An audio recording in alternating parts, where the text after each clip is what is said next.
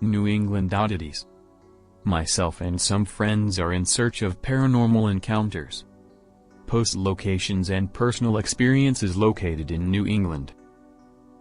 The Bridgewater Triangle refers to an area of about 200 square miles within southeastern Massachusetts in the United States, claimed to be a site of alleged paranormal phenomena, ranging from UFOs to poltergeists, orbs, balls of fire and other spectral phenomena, various Bigfoot-like sightings, giant snakes and thunderbirds.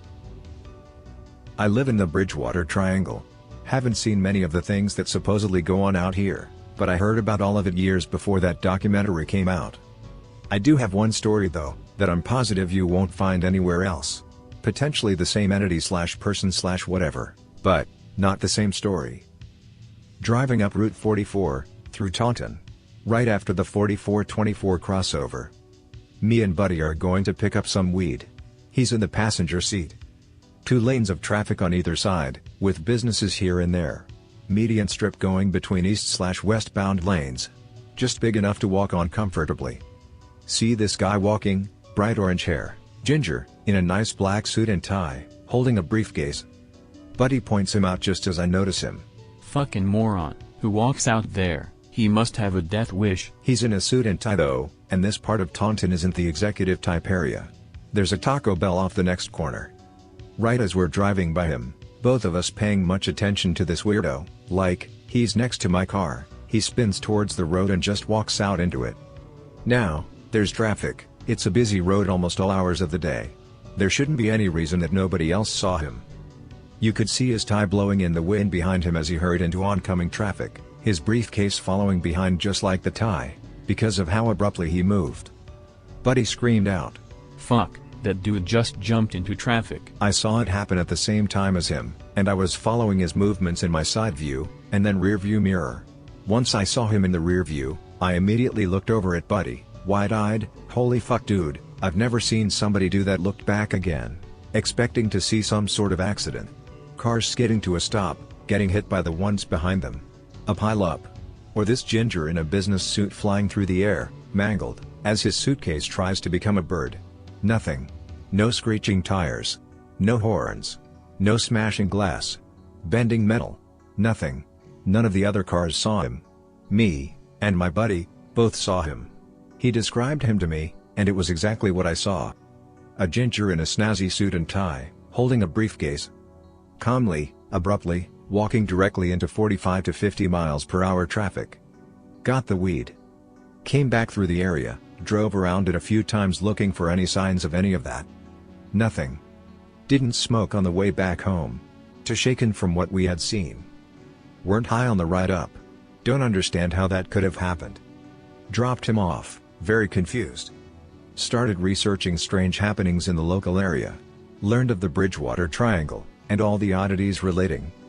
Never anything about this guy. Never saw anything like that again. That happened maybe 12 years ago. Maybe 14. When me and him still used to hang out, we bring that story up every now and again. He wasn't the paranormal type really, but he knew what he saw. I can still see that guy turning on a dime. 1 foot in front of the other, walking the median, and then a split second later, he was behind the car, walking right into oncoming traffic. His tie flapping in the wind, trying to stay on course on the median, his briefcase doing the same. I haven't seen much paranormal stuff in my days, but that incident will never leave me. Still can't fully understand what we saw. Same anon.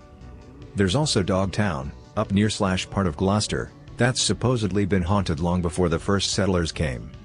Freetown / Fall River State Forest. Satanic shit.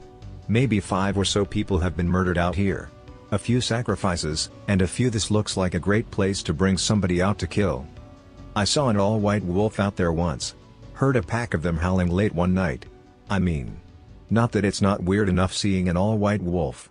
In southern Massachusetts, it was so white, it was almost bright. Not necessarily glowing, but, I mean, it was bright. Like it was giving off its own light. Piercing blue eyes. Swear to God I thought I was going to die that night. Paused to get a good look at us, there were 4 people total, and then just kept going. Freetown State Forest for sure. People are still actively engaging in Satanism out there. Be last summer. And walk in it parking lot at end of ledge road to leave. Dirt bikers looking pale as ghost. That was some fucked up shit. Ask them what's up. Deer chained to tree cut in half. The old asylum in Taunton, Denver, was used by Satanists before it got shut down. In high school I went into it once. There were pentagrams on the walls and signs of people inhabiting it and driving in and out in pickup trucks if I recall correctly. Grew up near a Bridgewater Triangle.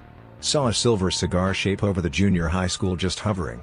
Found out later UFOs like to hang out near schools, so maybe it was a UFO? Had something the backyard one time, screamed like a woman being murdered. Went out and heard something big go crashing off through the trees. Where I live now in New Hampshire, my son when he was 4, said a very small guy with gray skin approached him in the woods. Main guy says some Lovecraftian shit is happening up by Bar Harbor area.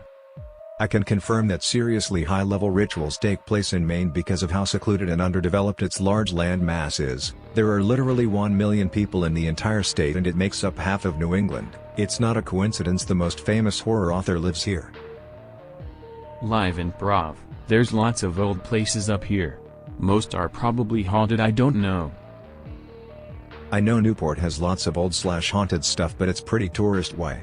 Some dorm at Salve is supposed to be haunted too.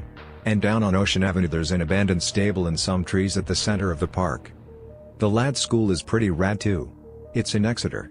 Old abandoned mental hospital. Always wanted to go urban exploring the abandoned buildings.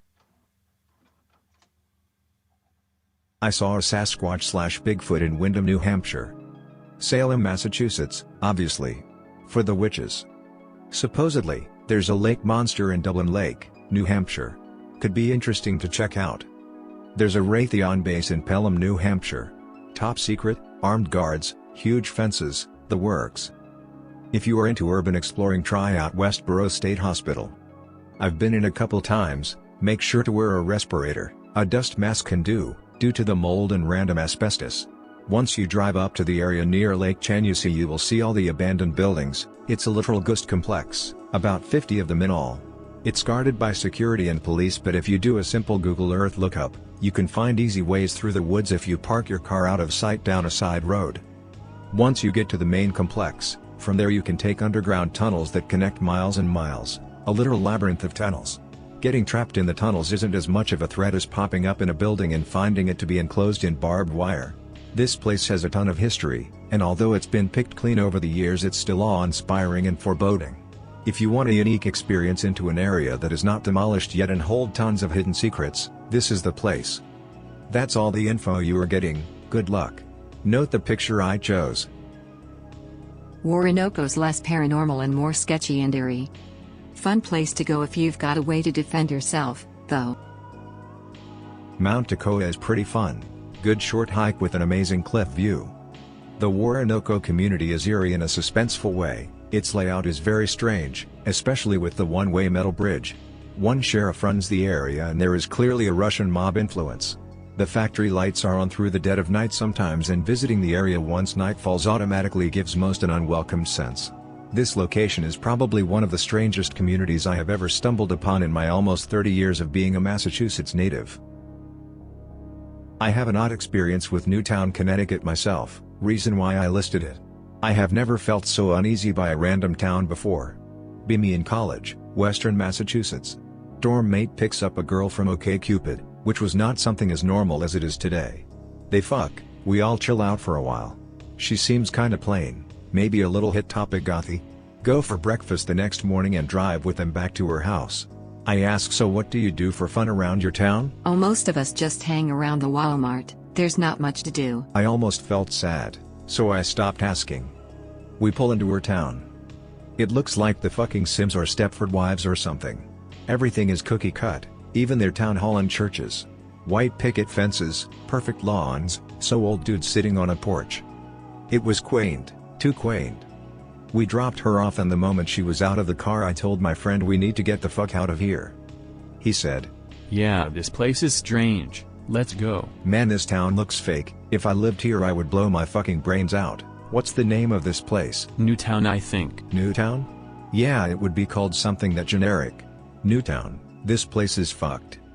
Only a year later the Sandy Hook shooting event occurred in Newtown, Connecticut. There's something not right about that place.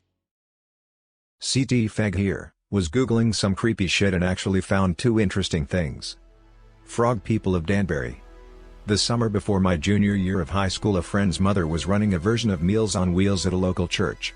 I volunteered to help. Two friends and I would go around Danbury door to door to give out lunches to unfortunates. In one of my houses were the Frog people. They share a family name I can't remember. They wouldn't come to the door, we were told to knock on the door and then leave the food there. Being mischievous kids, we would hide and wait. I never got awesome views, but the door would crack open and a hand would come out. They would snatch the food. A year later, I'm at my local grocery store around 11 a.m., with the same two friends. We were walking down the canned goods aisle, and there's a frog person. He has penny loafers and a short-sleeved dress shirt tucked into khaki pants. He was going through soups.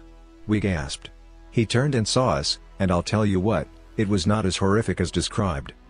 His head was lemon-shaped. He had a bad lazy eye. His face was sort of stretched, and his eyes and nose looked far apart. He had sores on his very thin lips. He really did have a very froggy appearance. However, he had a normal head of hair. I'd go so far as to say it was even sort of nice, parted on the side. He had a bobblehead sort of appearance and was very gangly. Then a girl came around the corner, blonde hair, pretty well groomed. That added to the creepiness of it. If you saw them from behind, they would look totally normal, but if you turn one around, it's a monster. I know it sounds mean, but they did look like two frogs. They darted away and quickly made their way out of the aisle. Witness account from Weird New England. Monroe faceless people live in a ramshackle farmhouse in rural Monroe, Connecticut. They are rumored to live alongside an old man who serves as their caretaker, who is often seen working in the yard and chasing away cars. Have pale skin, stretched membranes where their eyes should be, colorless lips, bumps for noses, and holes for ears. Sometimes they will get out the farmhouse unbeknownst to the caretaker and wander around the road, although they can't see it is claimed their other senses are highly developed and they can detect other people around. Charles Island in Milford, Connecticut. The island was acquired by the English in 1639 when they overran the Wampanoag natives who inhabited the island. Believing the island to be inhabited by spirits, the Wampanoag chief cursed the English to be haunted by these entities so that they would not be able to inhabit the island forever. To this day, that curse holds true even after many attempts to settle it. Charles Deal, the island's namesake, bought the island in 1657. It was previously known as Milford Island. Charles attempted to start a tobacco plantation on the small patch of land and it failed completely. He ended up abandoning the island a short while later. Around the year 1699, famed pirate Captain William Kidd sailed through Long Island Sound on his way to Boston. It was rumored that he stopped at various islands along the way burying some of his treasure for safekeeping. It is known that he stopped at Milford and some believe that Charles Island was one of his hiding places as Kidd knew of the curse of the island. He was later arrested in Boston, never to return to claim his treasure. It is thought that in 1721, a band of sailors had found Mexican ruler Cuauhtémoc's hidden treasure. Seeking a place to hide it, many believe they concealed the treasure somewhere on Charles Island. That treasure too was lost as the sailors never returned for it. In 1850, it is believed that fortune hunters seeking William Kidd's lost treasure actually found something. However, they claimed that as they were leaving the island, a skeleton-like burning specter chased them off the island. Around 1930, a group of monks founded the Aquinas Retreat, building a complex of buildings, pathways and shrines throughout the island. Then towards the end of the decade, the retreat was abandoned. There definitely seems to be something strange at work here on this island preventing people from inhabiting it. Many visitors to the island have reported seeing and hearing strange things while there. Others have visited the island never to return. If you walk to the island by day over the Sandbar Land Bridge, you just may be trapped there overnight when the high tides comes in. They say the current over the land bridge at high tide is wicked as well as the currents and surf surrounding the island. Many lives have been claimed by the island's waters, some bodies never to be found again. Today, the island is just offshore from Silver Sands State Park.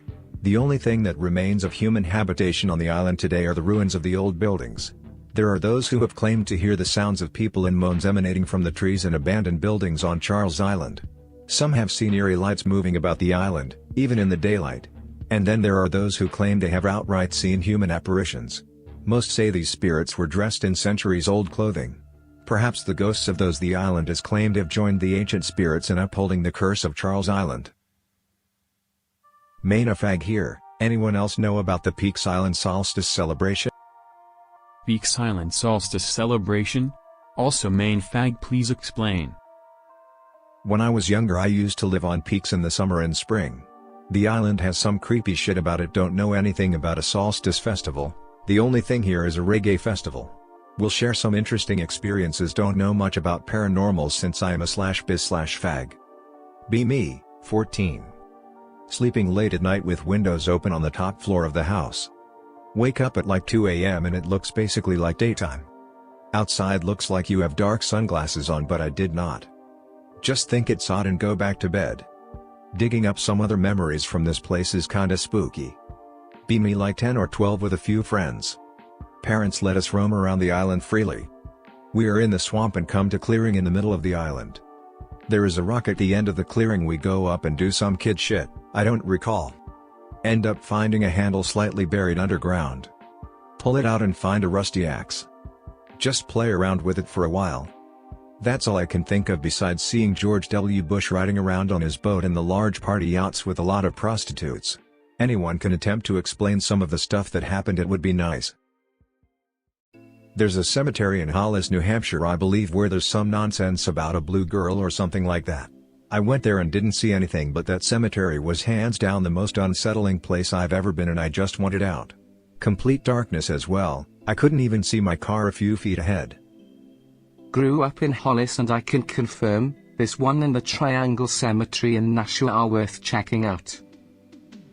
I know Nashua is way further south comparatively, but any White Mountain/Conway spooks?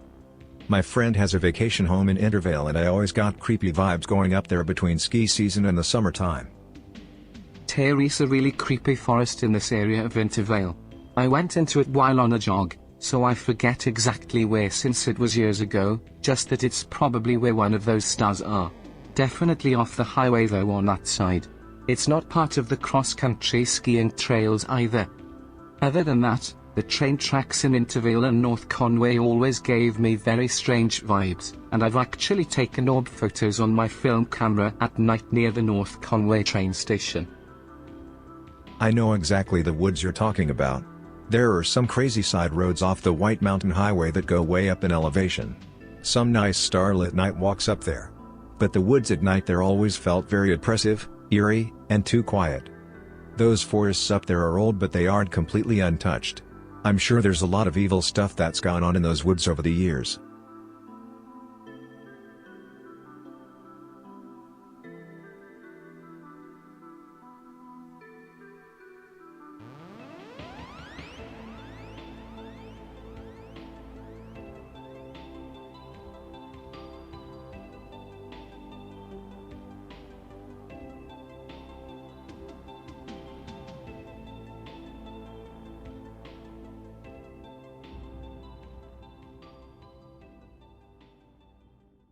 Giant eels in the largest lake in New Hampshire. Wood devils in New Hampshire. Had a missing time encounter with a UFO and multiple people. Drinking beers behind my house with friends in high school. Family lived on 100+ acres near a national park. We're shooting the shit, boozing and listening to music, bullshitting. Then we hear a fucking almost humming sound. It gets louder and louder and a bright line and disc-shaped object are in the sky. We can see it across the field. Someone blurts out, "What the fuck is that?" and everyone stays silent. It looked like it came from behind trees in an opening down the street almost, but it could have been airborne and low the whole time. This disc is shining, from the lights, but also almost gunmetal dull gray. There are lights around the outside, various colors, and there's a reddish light in the center, but the main light was a spotlight coming from the bottom of the disc. It was moving around like it was searching the forest floor. It was moving intelligently like it was being controlled by someone in the craft looking for something. As soon as it got closer we all started to panic and run and try to hide, then we saw it stop and go in another direction. Slowly the thing went away. All of us were very confused and had no idea what we had just seen. Rescue helicopter? Government helicopter? Experimental aircraft? What really fucked with my head wasn't the UFO, yeah it's fucking nuts, I saw one in person, I don't give a fuck if anyone believes me, but also the fire was dead and the car we were playing music out of had a dead battery. There was definitely a period of missing time. My friends don't recall the missing time since we were all drinking, but some recall the UFO, and the straight spotlight. I've heard of people seeing UFOs with their spotlights take deer/cows/horses then return them dead in fucked up shape hours/days later.